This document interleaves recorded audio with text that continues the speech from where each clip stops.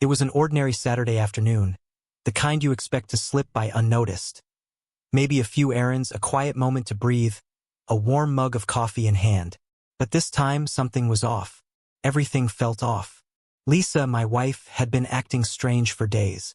She'd seemed withdrawn, her eyes barely meeting mine, her smile strained and forced.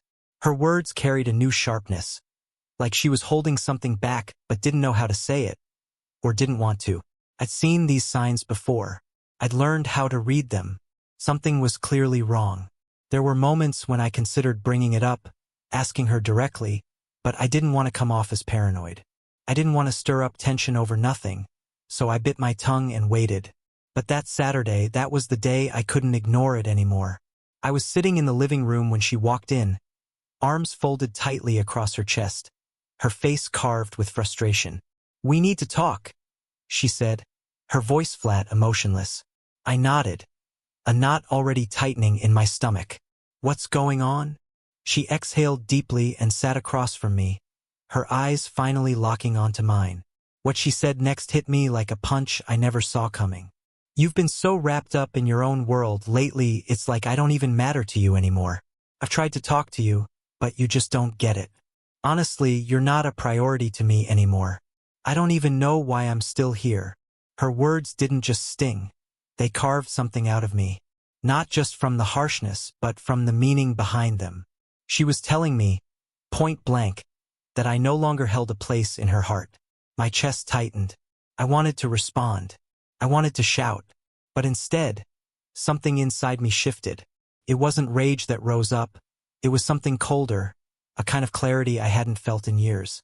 If she no longer cared, then why was I wasting my energy caring for her? For the first time in a long while, I felt something close to freedom. I didn't need to plead for her affection. I didn't need to keep trying to fix something she clearly didn't value. If she could cast me aside so easily, then maybe it was time I stopped showing up for someone who wouldn't do the same for me. Without another word, I got up and left the room.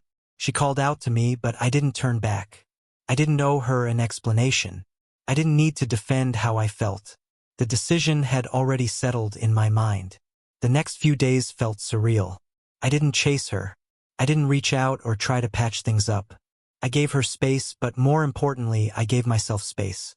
I lived as I always had, but something had shifted. There was a quiet confidence in me now that I hadn't known I possessed. No more bending over backwards. No more putting her needs above mine while mine sat ignored. I let her see the difference. I stopped waiting for her validation. I stopped trying to be enough for someone who'd already made me feel like I wasn't. At first, she didn't seem to notice, or maybe she didn't care enough to. But slowly, things started to change. She began reaching out more, texts, phone calls, wanting to know where I was, what I was doing.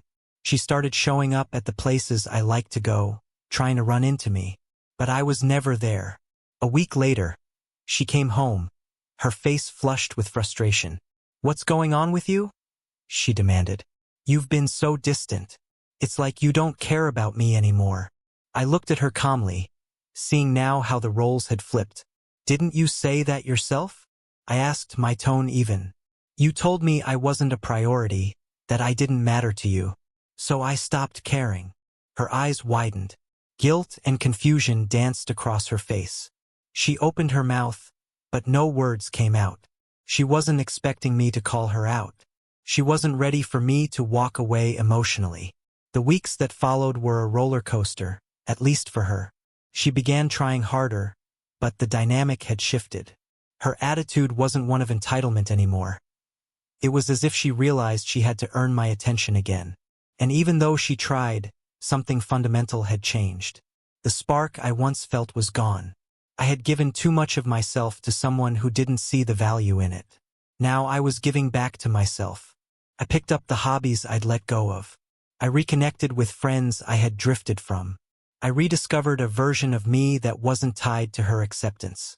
She didn't change overnight, and I didn't expect her to. But I was no longer willing to center my world around her again. One evening, she came to me, her voice quieter than usual. "I've been thinking a lot," she began. "About everything. I didn't mean what I said. I was upset, and I know I pushed you away. But I don't want to lose you. It would have been easy to slip back into old patterns, to accept her apology, to pretend it hadn't hurt. But I had changed. I wasn't desperate anymore. I'm not sure I believe that, I said plainly. You told me I was nothing to you. That changed things. Maybe we've both been living in a way that just doesn't work anymore. She looked at me, almost pleading, but I wasn't moved. The damage was done. I wasn't going to play the role of the man who begs for scraps of affection. I wasn't that person anymore. Eventually, she left. Not physically, but emotionally. The gap widened, and honestly, that was okay. I had already done the work of letting go. I had taken my power back. I stopped fighting for someone who wouldn't fight for me. And in doing so, I found a kind of peace I hadn't known in years. Her words, "You're nothing to me," no longer carried any weight. I closed that chapter not with bitterness, but with clarity. It wasn't perfect. It wasn't painless. But it was real. And in that truth, I found something even more powerful. When you stop giving your heart to someone who doesn't know how to hold it, that's the moment you begin to reclaim your life. And what came next? Freedom, clarity, a new path, one where I finally came first. So guys, if you all liked today's story, please like the video and subscribe to our channel. And don't forget to press the bell icon. Thank you for watching.